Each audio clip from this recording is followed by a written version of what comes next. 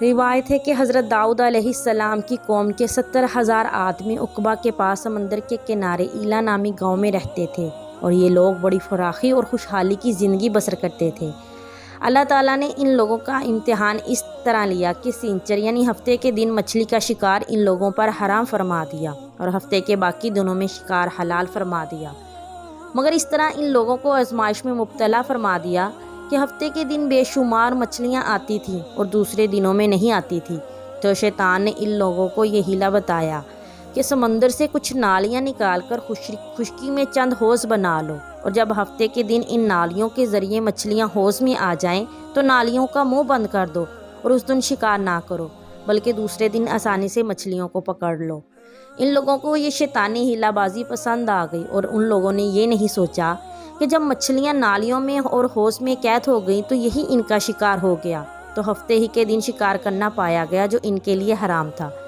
اس موقع پر ان یہودیوں کے 3 گروہ ہو گئے۔ کچھ لوگ ایسے تھے کہ شکار کی اس شیطانی حیلہ سے منع کرتے رہے اور ناراض و بیزار ہو کر شکار سے باز رہے۔ کچھ لوگ اس کام کو دل سے برا جان کر خاموش رہے اور دوسرے کو منع نہ کرتے تھے، بلکہ منع کرنے والوں سے یہ کہتے تھے کہ تم لوگ ایسی قوم کو کیوں نصیحت کرتے ہو جنہیں اللہ تعالیٰ ہلاک کرنے والا ہے اور یا سخت سزا دینے والا ہے۔ اور کچھ وہ سرکش و نافرمان لوگ تھے جنہوں نے حکم خداوندی کی اعلانیہ مخالفت کی اور شیطان کی حیلہ بازی کو مان کر ہفتے کے دن شکار کر لیا اور ان مچھلیوں کو کھایا اور بچا بھی لیا۔ جب نافرمانیوں کے منع کرنے کے باوجود شکار کر لیا تو منع کرنے والی جماعت نے کہا کہ اب ہم ان معصیت کاروں سے کوئی میل ملاپ نہ رکھیں گے۔ چنانچہ ان لوگوں نے گاؤں کی تقسیم کر کے درمیان میں ایک دیوار بنا لی اور آمد و رفت کا ایک الگ دروازہ بھی بنا لیا۔ حضرت داؤد علیہ السلام نے غضبناک ہو کر شکار کرنے والوں پر لعنت فرما دی۔ اس کا اثر یہ ہوا کہ ایک دن خطا کاروں میں سے کوئی باہر نہ نکلا، تو انہیں دیکھنے کے لیے کچھ لوگ دیوار پر چڑھ گئے تو کیا دیکھا کہ وہ سب بندروں کی صورت میں مسخ ہو گئے ہیں۔ اب لوگ ان مجرموں کا دروازہ کھول کر اندر داخل ہوئے تو وہ بندر اپنے رشتہ داروں کو پہچانتے تھے اور ان کے پاس آ کر ان کے کپڑے سونگھتے تھے اور زاروں زار روتے تھے، مگر لوگ ان بندر بن جانے والوں کو نہیں پہچانتے تھے۔ ان بندر بن جانے والوں کی تعداد 12,000 تھی۔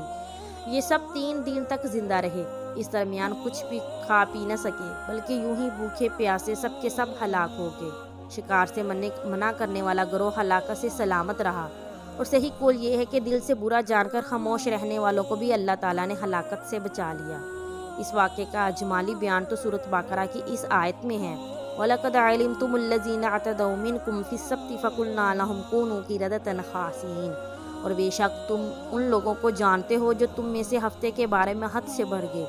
تو ہم نے کہہ دیا کہ تم لوگ ددکارے ہوئے بندر بن جاؤ۔ اور مفصل واقعہ سورۃ اعراف میں جس کا ترجمہ یوں ہے، اے رسول ان یہود سے حال پوچھو اس بستی کا جو دریا کے کنارے تھی، جب وہ ہفتے کے بارے میں حد سے بڑھے، جب ہفتے کے دن ان کی مچھلیاں پانی پر تیرتی ہوئیں ان کے سامنے آتی اور جو دن سینچر کا نہ ہوتا تو نہ آتی، اس طرح ہم نے ان کو آزمائش میں ڈالتے تھے ان کی نافرمانی کے سبب سے۔ اور جب ان میں سے ایک گروہ نے کہا کیوں نصیحت کرتے ہو ان لوگوں کو جنہیں اللہ تعالیٰ نے ہلاک کرنے والا یا انہیں سخت عذاب دینے والا ہے، تو وہ لوگ بولے تمہارے رب کے حضور عذر کرنے کے لیے اور اس لیے بھی کہ شاید یہ ڈر جائیں۔ پھر جب بلا بیٹھے جو نصیحت انہیں ہوئی تھی تو ہم نے ان لوگوں کو بچا لیا جو برائی سے منع کرتے تھے، اور ظالموں کو بڑا عذاب میں گرفتار کر لیا ان کی نافرمانیوں کا بدلہ دینے کے لیے۔ پھر جب انہوں نے ممانعت کے حکم سے سرکشی کی تو ہم نے فرما دیا کہ تم لوگ دتکارے ہوئے بندر بن جاؤ۔ معلوم ہوا کہ شیطانی حیلہ بازیوں میں پڑھ کر اللہ تعالیٰ کے احکام کی نافرمانیوں کا انجام کتنا برا اور کس قدر خطرناک ہوتا ہے، اور خدا کے نبی جن بد نصیبوں پر لعنت فرما دے وہ کیسے ہولناک عذاب الہی میں گرفتار ہو کر دنیا سے نیست و نابود ہو کر عذاب نار میں گرفتار ہو جاتے ہیں اور دونوں جہان میں ذلیل و خوار ہوتے ہیں۔ اصحاب ایلا کے اس دل دہلا دینے والے واقعہ میں ہر مسلمان کے لیے بڑی عبرتوں اور نصیحتوں کا سامان ہے۔ کاش اس واقعے سے مسلمانوں کے قلوب میں خوف خداوندی کی لہر پیدا ہو جائے